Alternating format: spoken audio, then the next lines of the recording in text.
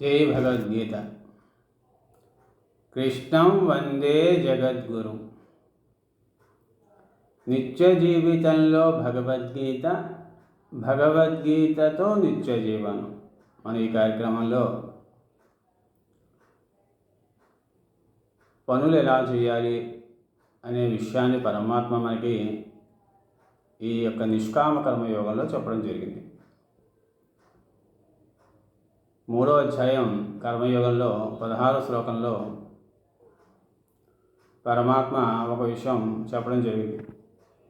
ఏవం ప్రవర్తితం చక్రం నానువర్తయతీహయః అఘాయురింద్రియారామో మోహం పార్థ సజీవతి. అర్జున, నేను సృష్టించిన ఈ కాలచక్రానికి అనుకూలముగా ప్రవర్తించని వాని జీవితము వ్యర్థము, అటువంటి వ్యక్తి పాపి అని స్పష్టముగా ఈ శ్లోకంలో మనకి పరమాత్మ చెప్పడం జరిగింది. అంటే ఏంటి? అనుకూలంగా వెళ్ళమంటే ఏంటి? సృష్టిలో ప్రతిదీ కూడా భగవంతుడు సృష్టించినటువంటి ఈ యొక్క ప్రకృతి అంతా కూడా లోక కళ్యాణం కోసమే పనిచేస్తుంది. అంటే లోక కళ్యాణం అంటే కేవలం మానవులకే కాదు, మిగతా జీవరాశులన్నిటికీ కూడా ప్రకృతి సహాయపడుతోంది. మనం కూడా ఒక జీవే కదా, మానవుడు కూడా ఒక జీవే. వీడేం పెద్ద పోటుగాడు కాదు అని అనుకుంటాడు వీడు, అంతే పాపం. నేను పోటుగాడిని, చాలా గొప్పవాడిని అని వీడు అనుకుని పతనం అవుతాడు ఆఖరికి. ఏమీ లేదు, అన్ని జీవరాశుల్లాగే వీడు ఒక జీవరాశి. కాబట్టి జీవరాశులన్నీ కూడా ఒకరికొకరు సహకరించుకోవాలనేది పరమాత్మ యొక్క సలహా సూచన. ప్రకృతి అంతా కూడా ఈ జీవరాశులందరికీ సహాయపడుతోంది. సూర్యచంద్రులు, గ్రహాలు, భూమి, పంచభూతాలు ఇవన్నీ కూడా, ఇవి లేకపోతే మనం లేవు. ఇవన్నీ కూడా మనకి ఉపయోగపడుతున్నాయి, సహాయపడుతున్నాయి, నిస్వార్థంగా సహాయపడుతున్నాయి. మరి మనము స్వార్థ బుద్ధితో పనిచేస్తున్నాం. ఒళ్ళంతా స్వార్థమే. మరి అటువంటి స్వార్థ బుద్ధి గల వ్యక్తిని ఏమంటున్నాడు పరమాత్మ? పాపి. అటువంటి జీవితము వ్యర్థము అని ఈ యొక్క శ్లోకంలో స్పష్టంగా చెప్పడం జరిగింది.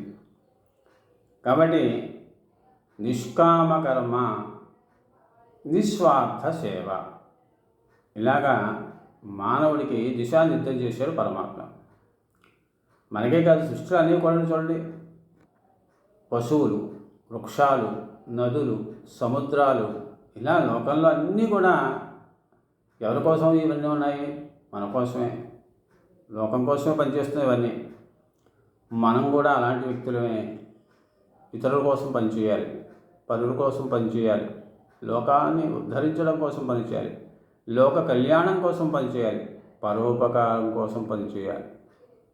పరోపకారం ఇదం శరీరం. ఈ శరీరం భగవంతుడు ఎందుకు ఇచ్చాడో మొదట తెలుసుకోవాలి. మేనలు కట్టడానిక, ఆస్తులు పోగు చేసుకోవడానిక, ఇంకా ఇంకా ఇంకా జీవితకాలం సంపాదిస్తూనే ఉండడానిక, పేరు ప్రతిష్టలక, ఇవన్నీ కూడా కాలగర్భంలో కలిసిపోతాయి. నీవు పరులకు సహాయపడాలి అని పరమాత్మ మనకి పదే పదే చెప్పడం జరిగింది. దానికే నిష్కామ కర్మయోగం అనేది పేరు పెట్టడం జరిగింది. కాబట్టి ఏవం ప్రవర్తితం చక్రం నాను వర్తయతీహయః అఘాయురింద్రియారామో మోఘం పార్థ సజీవితి. మనం కాలచక్రానికి అనుకూలం అంటే ఏంటి? మనకి భగవంతుడు ఒక పని ఇచ్చాడు. ఆ పని తెలుసుకొని ఆ పని ద్వారా లోకానికి సేవ చేయాలి. భగవంతుడు ఒక్కొక్కరికి ఒక శక్తిని ఇస్తాడు. భగవంతుడు ఒక్కొక్కరికి ఒక శక్తిని ఇస్తాడు, ఒక టాలెంట్ అంటాడు, ఒక నేర్పరితనం ఇస్తాడు, ఒక నైపుణ్యాన్ని ఇస్తాడు. ఆ నైపుణ్యము ద్వారా లోకానికి మేలు చేసే పనులు చెయ్యాలి. ఇది పరమాత్మ యొక్క మనకి దిశానిర్దేశం చేసే విధంగా.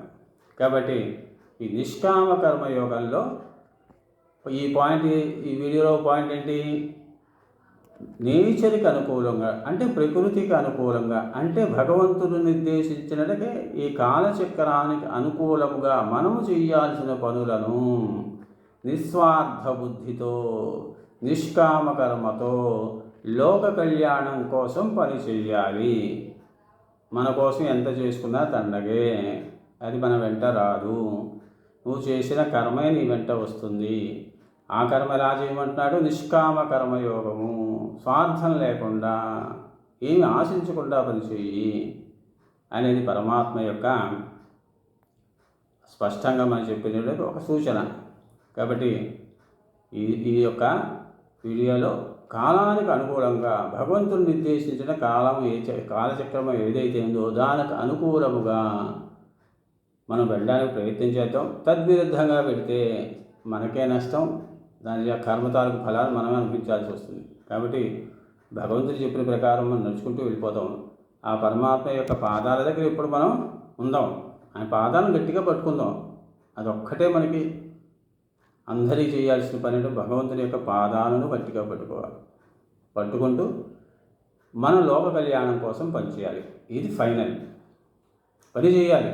పని ఎప్పుడు కూడా మనం నిత్యం పని చేయాలి. కానీ ఆ పని ఎలా చేయాలి? లోక కళ్యాణం కోసం మనం ఏ పని చేస్తున్నాము అని చక్కగా ఆలోచించుకొని చేసే పనులని 10 మంది మేలుకోవాలి. మన కోసం అది స్వార్థ బుద్ధిని విడనాడడానికి ప్రయత్నం చేద్దాం. గట్టిగా సంకల్పం చేద్దాం. పరమాత్మ చెప్పిన విషయాలను చక్కగా అర్థం చేసుకుని ఆచరించడానికి ప్రయత్నం చేద్దాం. స్వస్తి.